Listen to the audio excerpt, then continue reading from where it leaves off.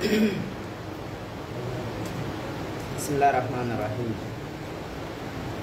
Wassalatu wassalamu ala ashrafil anbiya wal mursalin nabiyina Muhammadin wa ala alihi wa ashabihi wa man tabi'ahum bi ihsanin ila yaumiddin. Wa ba'da, assalamu alaikum wa rahmatullahi wa barakatuh. Bawa yettude Allah subhanahu wa ta'ala duwani de nelaɗon sallallahu alayhi wa sallam, kamɓe ɓe guure maɓɓe ɓe sahabaɓe maɓɓe arɓe jokkutugol koɓe jokkuno ha ñande dargal dari aray ɓawa ɗum miɗo hiron wurago islam. Woni Allah subhanahu wa ta'ala waɗ jammi kise makko e yurmede makko nden e barkiji makko ɗin e hoore moɗo. Araya joni ɗen jangude nde deftere teddunde wiyetede bidayatul mutafaqih li muallifi hafidahu llahu ta'ala wa ra'a Cheikh Wahid ibn Abdussalam Bali. Eɗen hande e dambuga jeyaɗe dame ɓurde himmude ɗen konte dame muamalat, yowodirɗe e gurdanji yimɓe ɗin, ngal wiyetengal kitabu sharikat.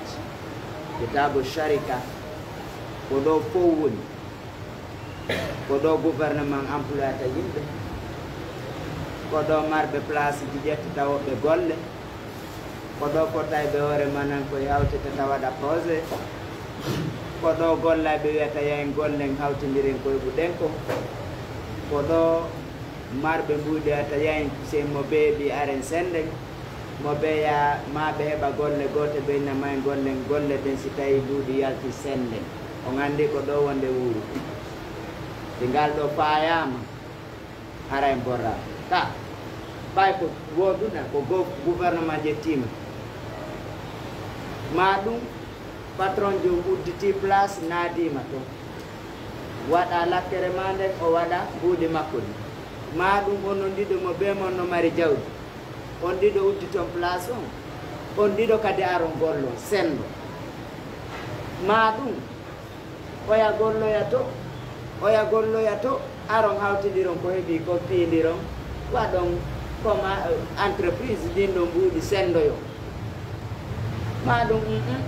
on ala ɗum, kono golle yaltiɗa haray birkinoɗaɗe fottinteɗe, siɗe sottinama ko tel yoɓete yahen noddidiren en fof yahen pooɗen ɗen sottine yoɓe ɗen sende mbuuɗi ɗin. Ɗiɗo eɗe wawi wonde ala e nder ɗiɗo eɗe wawi wurde ɓawa ɗum ɗo, enen fof koni wuuride ala emin mo wuurirani ka koni joni noon sen majjama sigade e dame ko honno gollirte marsay wallahi marsay ko ɗum waɗi ɗo eɗen hani wattandiɗe dambugal ngal e yaara doy e maggal, ko dambugal wongal mo himmo jiddan faamugol ngal e gollitirgol ngal. ɓay kan no golli ino gollede e nder maggal, kono ko ni gollirte on ko ɗon haala kam wawi. Kitabu sharika koynte kafuji ɗum a sharika ko ihtilatu jillodirgol. Wa fi arbatu abwabin e jangga e dame nayyi e ley koynte kitabu sharika. Woyi ɓay yawti kitabu bay e to woyi ngal kan no juutuno pingeygu mum ha ɗo joni en ari hedde koynte on sharika. Aranum ɗum ko babul anwa'i sharikat, dambuga yetanga fi noneji jillodire ɗen noneji ɗi. Ɗimmon ɗum ko babu musaqati, dambuga yewtangal fi yarnugol. Arayɗa mari jardin ma goɗɗum goo yoɓa goɗɗo ya o yarnanama, andi ɗum ka jaka be jange nangol comme faala rewside ɓenna komi yawa rewsa jaka ɗum ka be jange sina ɗum o watama rewsanoyi ɗum noon kadi en janggay ɗum ɗo. Babul ijara, dambugal fi luyngol, ko ɗo ka jangete konno luynerte. Kala no luyngol no bi mana fa andaki ko argol ta goɗɗo no wallini otoji ma motoji ma beloji luwaɗe tuya na ɗum tu woni luyngol. Hay ƴettugol goɗɗo hara ko métier makko man, ara ƴettamo jonnamo wiya darnanandu suudu o darnandu yoɓamo ko luyngol ɗum wiyete a luumo ɗo alamo gollinde par ce que jaka sharikat ji ɗiɗo no nandita noon par ce que on ka fa mbuuɗi a uddita place jonnuɗamo na on gollidayno ko gotu senɗo na o gollay to o golla garon kafo ɗo ko ay yoɓatamo golle ɗen ɗo koye jara wiyete ko honno ɗum sellirta ƴetta goɗɗo e jara mari muhimmo jiddan sakkitoren babul musabaka koynete kon adodirgol koynete kon concours musabaka concours ko wonde ɗum sellata ko honɗum e fiiji ɗi sellata ko waɗi concours noodi ka sellata noodi ka sellata noodi dagiɗe mum noodi ko dagaɓe hay si ko hunde dagiɗe ɓe woni wadde tawi no ɓe waɗirine noon ɓe naadi toon ko harmi nayde ɓenne sinnama sharika ka luga ka haala arab o anndi kala ka ɓenni luga tan haray ko kala nanowo kan haala kala faamowo kan haala haray sa inni sharika ko ɗum ɗo kam haray ɗum ko wiyete ko al-ikhtilafu ko jillodirgol ko jillodiri o noon ɗiɗo hukkodiri o nana ko ay pularo ɓeyne ha a hukkodirtano on ta ɓori ange o hukkodirtano ay ko ikhtilat ay pularo luga tan ko wiyete ko ikhtilatu jillodirgol ka waade jommen o wi wa inna kathiran min al-khulaqa'i no ɗuuɗe jillodirteɗe ɓen no ko ɗuuɗe jillodirteɓe ɓen la yabghi hino tooña badu yoga maɓɓe ala badun e dow yoga illa alladina sina ɓen amanu gondinɓe wa amilu salihat ɓe golli golleji moƴƴi wa qalilun no fandi no mahu won ɓeyduɓe ka a fandi o andi o aya ɗo ko yewtuno wonde ɓe yarno ko annabi dawda o yawi no mari dammi 99 ono mari gotol mo 99 o ƴetti ha naɓanimo dammol ngol o woni temedere oya heddori ni wawi o toñimo o toñi ko adi kapideteɓe ɓuyno boni ɗum no heewi si o yahi ka tereji sodete woɓɓe no soodi parcelle ji honno hectare sappo noga capantati sa ɓili ɗon tere mum ma ɓe aɗay ko lawol automatique par ce que ɓe wadde ɗo haɓe gayna ɓe feccat ɗo ɓe hokka ɓenna goɗɗo jaɗɗi maɓɓe an kay sowdu ɗo o hokka tere ma on ko lawol jiɗɗa hañuɗa ɓe aɗigol law ala kadi a ɓaade damede gedde kala tere ma andi to kon jillodirno kono tooñe waɗi ka sharika koni jommen ko ɗum ko ɗuuɗi koye jillondirteɓe ɓe ɓe yoɓɓa e maɓɓe tooñe yoɓɓe no fandi noon kono sina gonɗinɓe ɓen golli golleji moƴƴi wowa no fandi noon e ɓe gonɗinɓe goy no fandi ɗo buy ko julɓe ha gollodirɓe wal hulata ay humu shuraka ay kafidiɓɓe ɓen wastilahan ɓenni wosi tawi ko jannguɓe fikiwɓe karama koɓe sharia ɓe ɓe jangi ɓe ƴeewi ko ɓenta sharika kamɓe hija ijtima u ko moɓidirgol fistihqaqi aw tasarrufi moɓidirgol hawtugol haqqeji haray ɗon hawti haqqeji ɗum ma ɗum hara perlisugol hunde fewjugol e ma ndewi ɗon hawtu ɗum ɗo wiyete sharika ka istilah wa fiyan janggay ɗo sittatu dawabit dottande jeego الضابط الأول دوتان دارانر ندك أنواع الشركات نونيجي شركة دين أربعة كوديناي نغاسا نونغاندي بايتانغو وودي en jangay anwa won tuf wadi mande to den dambude de moƴƴa ko dambugal duwangal faamede gal julɓe ɓen duwa andine wadi noon julɓe ɓen adda gaduna sinari go Allah subhanahu wa ta'ala ka addaɓe ɗi wade jomme wi wa ma khalaqatul jinna wal insa illa liya'budun ma uridu minhum min rizqin wa ma urida yusibe fala dutude bi mana sey wi joni ko fala do dutude magal oɗa no mari 40 millions oɗa no mari 30 millions oɗa no mari 20 millions e non 20 millions udditata 30 millions udditata oɗa udditata ɓenna konno watte ɓenna joni are hawtidiren uddite anda anda ɗum wiyete sharikatul ina ɓeɗo golle no heewi ka ɗum woni goo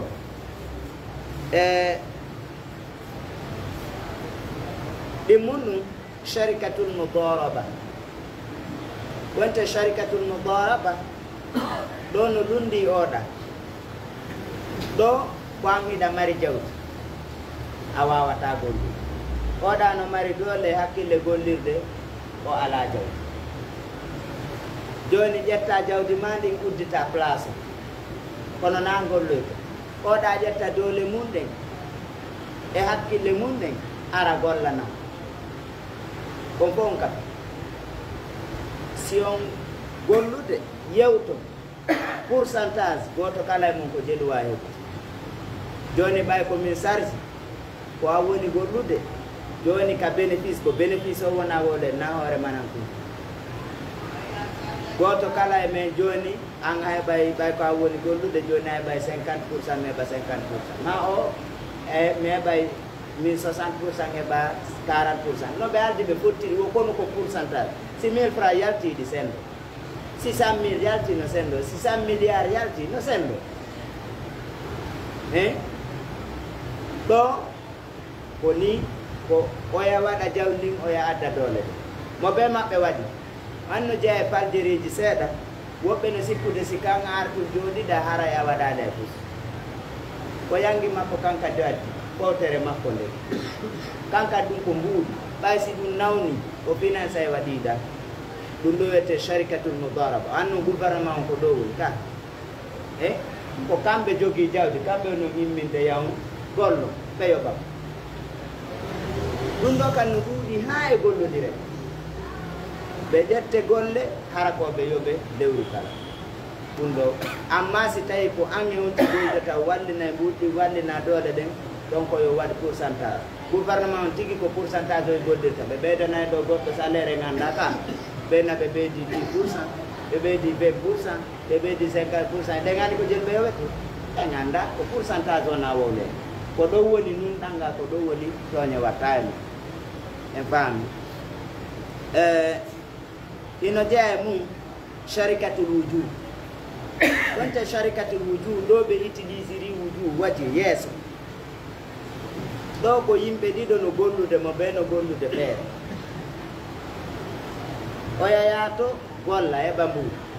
o yayato golla heɓa mbuuɗi ɓenna joni are hawtidire mbuuɗi ɗi enen ɗiɗi andi wujud ko saabu yiidugol maɓɓe on gueete ɗen ɓe tinodira ɓe ara bon ko jellu heɓata a lewru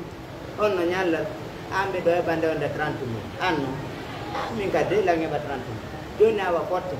ñande heɓude o are walline mo ɓe ko wallini bon eɓe ndin ɗo walline si lewru yoni sembe ɗum ɗo wiyete sharikatu wujud ɗum no wadde no keeli goo kadi ka ara ko golɗa ko mo jetta e ɗo e ɗo ɗuuɗi jonnidiron toon jondiron toon siko goɗɗo woni marde o yoɓe seeɗa e bere ko woni marde kon kanka e sakkitoron sharikatul abdan o sharikatul abdan ko ɗo o yi abdan badana ariɗo bandu sharikatul abdan ɗiɗo kan no ɗuuɗi ko heewi e nokkeli ka leyɗe ɗe woni développado mon ma hay sino développi kono hara miskinɓe ɓe ala métier golle wela heɓude no ɓuuri wano mathalan darnayɓe cuuɗi wano komi ɓuri ande ko wano sénégal mi yiyayno ɗum moƴƴa ɓe ara ɓenna joni ko townugol brique o manœuvre yaga aron yowon towno brique o gara ko poɗugol poɗani ha de yewtoya dow ten ɓenna ndemore brique ɗo ko jawrata koten ɓiyay bon min na mi yiɗa ka brique jawnete ɓenni lannon ɓe yoɓay 50 mille aw joni may yahen ƴawnende ha gayna hen fof kafe tinna ƴawnende ma pottinende naɓenɗa tinna ɗum waɗa kadi kaɓe otoje ɓe ara ɓe yowa piiji buy bagage bu mbuuɗi seebi ke ɗo on tuma noon ɓe potta ɓe senda mbuuɗi ɗi ɗo ko doole ɗen ɓe hawti ganda semba andi nani no nandita seeɗa nane ko goto kala yaw golliri doole mum ɗen to heɓoye bénéfice ari hawtidi ɗo noon ɓe jogaki mbuuɗi ko doole ɓe may ɓe yahi ka golleteɗo mo ɓe maɓɓe golla mbuuɗi yaltuɗi ɗon ɗi noon ɓe senda o yi muamalaji men ɗi ɗo ɗi gasi nder ɗo idan ko ɗum ɗo wiyete anwa'u sharikat ko ɗi ɗo ko sharikatul inan sharikatul mudaraba sharikatul wudu wa sharikatul abdan idan aray mi faala e ngatte ɗiɗo badal towni seeɗa adana nde a deftere continue akhir dawana alhamdulillahi rabbil alamin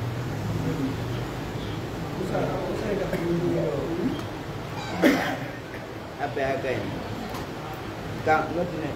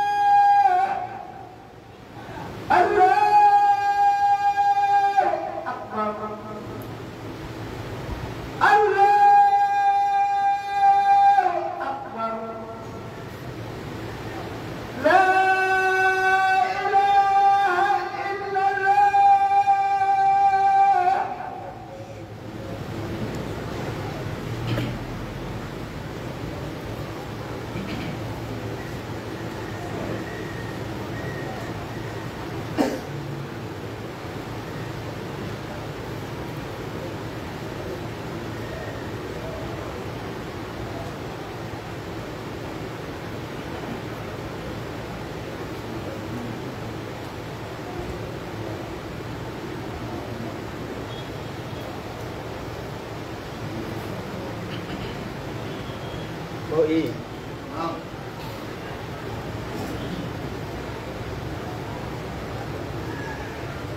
Bismillahirrahmanirrahim. Wassalatu wassalamu ala asyrafil anbiya'i wal mursalin nabiyina Muhammadin wa ala alihi wa ashabihi wa man tabi'ahum bi ihsanin ila yaumiddin. Wa ba'da, assalamu alaikum wa rahmatullahi wa barakatuh. Araya joni den jangude nde deftere wetende Suwar min hayati sahaba. Idan jangude fiyo sahabajo tedduɗo wiyetede Sa'd ibn Abi Waqqas radiyallahu ta'ala an. Ara en jangino fi Sa'd ibn Abi Waqqas sattende nde heɓuno fewndo o naati Islam. Tawde wonde o naati Islam ha ɓenni en harayno o qissa mo marden ɗo o qissa suka jaaɗo e ɓurɓe teddude sukaɓe Makka ɓen ka dambe innugol nenan e baabengan e soroan ko ɗo ɓuri marde ɗum ko kanko noon kadi ɓurno teddude yumma, kanko ɓurno teddude baaba. ɓe wi kana Sa'd laatino hina ashraqa nurum nubuwa sanga hentino jalbi annora annabaku ngun fi makkata makka o laatino shabban tay ko suka rayyana shababi heccuɗuɗo suka yagal raddal ihabi ɗaatuɗo ɓandu heccuɗuɗo ɓandu ma heccuɗuɗo guri raqiqal atifati sewɗo yurmede e neware kadiral birri ɗuuɗuɗo liggal ngol bi walidey jibimɓe mo ɓen ɗiɗo shadidal hubbi tiiɗuɗo giggol li ummi wonande yumma makko khasatan ara ɗo koko herti ko Sa'd o ɗo nde o nani inde Islam yalti no jeeya taw tawi ko payko o duuɓi 17 ko boobo nde o nani ɗum no jeeyanono e ko anda e nder arab ala ɗo tiiɗo yumma mo yoti Sa'd ibn Abi Waqqas goɗɗo ko ɗoftino nene makko e ɓen makko ko haawi e hiɗa wawa saat ara ko a ɗo goɗɗo feƴƴetaɗo kono ɗoftinoɓe ha tawi noon kadi ore ko ɗoftiɓe ko tawi yumma makko kadi no welamo kadi ko feƴƴitini ko boyiɗi ɓe yumma makko kañum ɓey wala rohmi no woniri noon min anna saaden no saad kana o laatino yawma idin nde ñande yastaqbilu himo fewtiri rabi'atu sabi'a ashar hedde e duuɓi 17 o yahay joni ko hedde rabia ɗo ko hedde ɗo wana ligol ko rita teɗuma ɗuma ɓe utilisére ni kamɓe arabuɓe tawi ko duuɓi 17 ɗon ko ɗum waɗi kala leydi ka tawɗo fi do yo sukaɓe janggo araɓe yoɓaɗi ka goɗɗo no yoɓude ɗo ha lanna université a yoɓata joni no miijito lagine fof yimɓe ɓe ala ko ñaamo ɓe ala fus ɓe ittine forcé a adday fiyo o janggo o jangga ha o gayna lanta leydi ndi ona wujjo ona fenowo o wona puyɗo o wona norrowo tum ɓe ono mari haqqe ko yaada e mum ka ɗikka nde o janggama ko ɗum waɗi ko ɓuuri hewde kon e ndi leydi ɗo ɓe janggaɓe employé to jangguɓe ko ɓe hakke wiwin ɓeeɗa ronku yoɓe men ka ƴehe madina a domo meeɗa yiide ka l'école dari oyno wadda diplôme o si jettan goto ko watta diplôme o watta janggo sa windi yaw anda ko waɗi ɓenɗo bete ñamano jawle miskinaɓe guine fut anga ñaami ɗum fo a joni ka fan piiɗa ɗaɓɓa ka puyɗa jangga ta ɗum ko ella molnaɗo wallahi kala leydi jeehe so yeehi ka développe ɓe ka portoɓe e arabuɓe kamɓe ko ɓe woni golde kon fof ɓe waɗande ɓe compte ji fino ɓe jangira ha ɓe gay ha ɓe muuto kono suka ɗaɓɓo e tambuji no jangude na fiyoɓe ɓanto na fiyoɓe ekkito golle o yaali ɗo kala naɓaɗo école professionnel ɓa gaynayɗo tun gollo yaagoy o yaama barayno niɗɗi ɓa université ko yawgol tun barayo accita cukuli wiyeno ka université mo ɓearayno towni gollunena mi naati université yalta ɗo yalta ha gayna je suis diplômé par ce que susta alam ɗon kon ɗo jangga fiyon ɗum a diplômé haade ala ko jannguɗa ko par ce que ƴettuɗoma ɗo golle wo wirtodire ka ella molnade ɓeɗo ko sukaɓe wonno natude islam ya ihwan wallahi ɓe sahabaɓe ko paykoyni mo duuɓi 17 wonde janngude ɗo fini suka doa ka wayde ɗum leydi ndin ɗum liɓay leydi si mawɗo gollani sukaɓe mum ɓe gara ndin ɗo yami si a yayle ka pula soji remaɓe ɓe aya ɗo ɗen jooɗi joni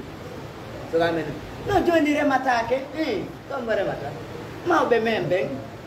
c'est kamɓe woni remude sa yeehi toon ko kamɓe soppata rema ɓe nayi wurnude ene lagine fof sa ari ɗo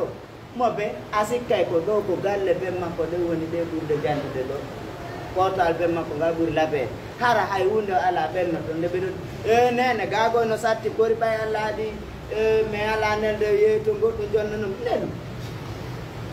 nelu yoɓe jonnani go ta fe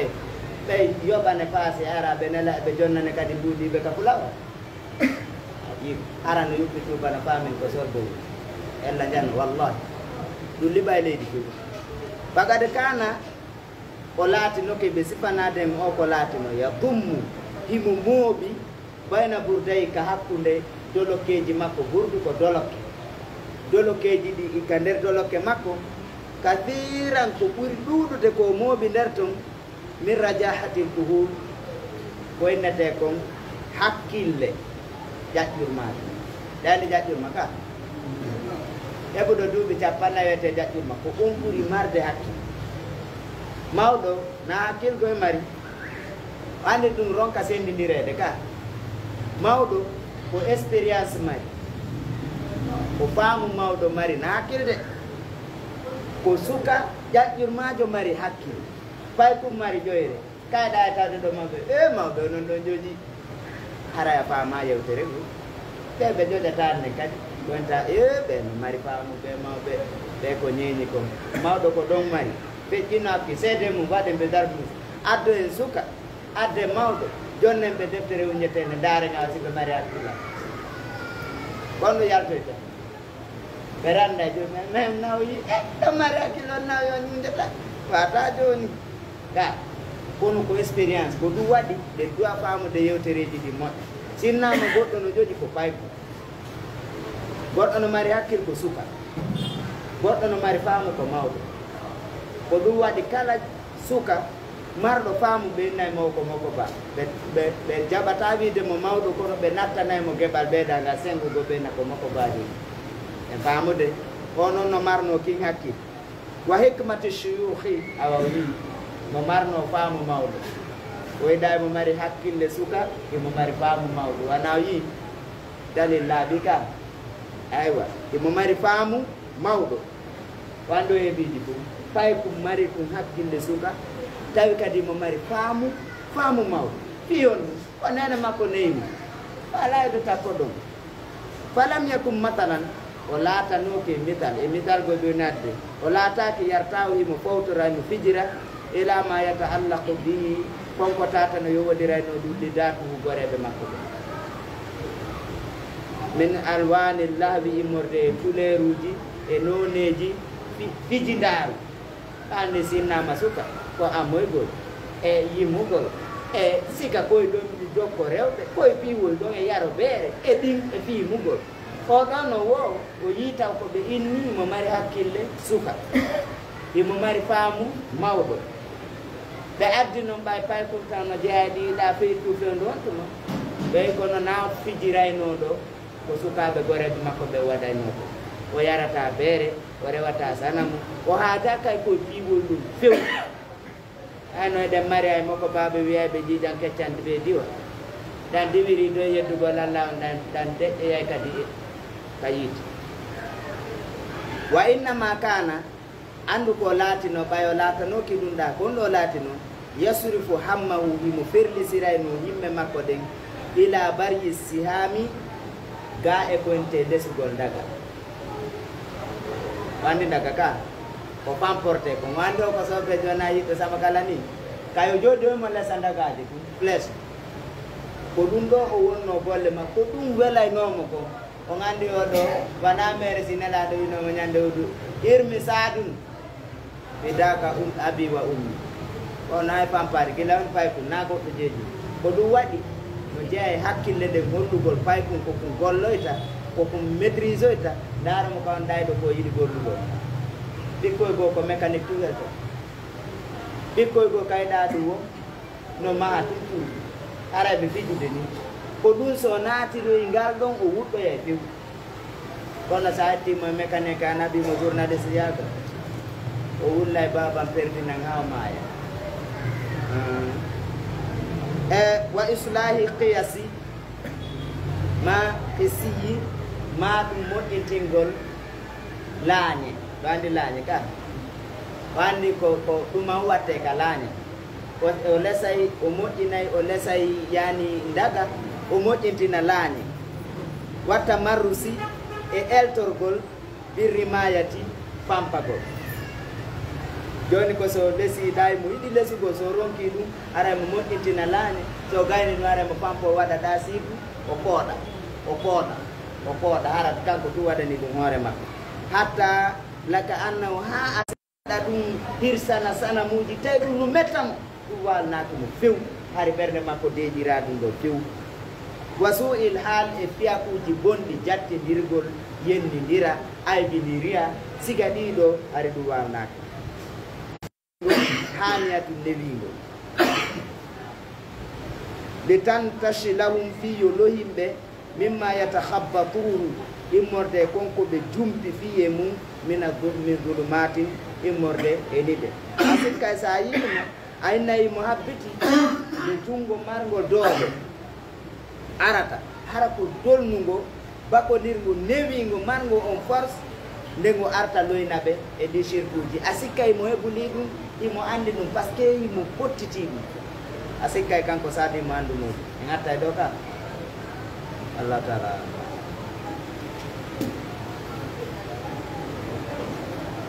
That